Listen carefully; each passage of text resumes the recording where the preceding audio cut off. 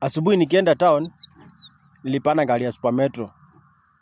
Sasa before tufike Joska kuna madamu nilikuwa nimekaa na yeye. Tukifika Joska aliamka akasema amepoteza simu. Sasa hiyo conductor akamwambia, "Madam tulia, juu kwa hii gari hakuna mtu ameshuka. Tungojea watu wakishuka kila mtu apigwe search." Si tukatoka kwa hiyo gari. Mimi nikienda kusimama nilikuwa nimeshika simu yangu na mkono.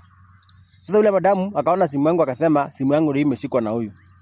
Sasa kwenda kuinua mikono juu niseme simu ni yangu si yake, nilikuwa nimepigwa, nilikuwa nimechapwa, nilikuwa nimekanyangiwa chini, nimeumizwa huku, nasikia mpaka huku kuna uchungu. Sasa hata polisi ndio waliniokoa. Polisi wakakuja wakauliza ni nini kelele. Watu wakasema huyu madamu akasema huyu ni mwizi ameiba simu yangu. Madamu akauliza simu iko wapi? Akasema ndio hiyo, akapea polisi. Polisi wakamwambia hebu weka pattern. Akaweka ile simu pattern ikakataa. Nikainuka nikasema simu ni yangu, nikapewa nikaweka pattern ikafunguka. Polisi wakamuuliza si simu ni huyu jamaa? Madamu akanyamaza. Akaulizwa mbona huyu jamaa amechapwa bure na simu si yako ni yake?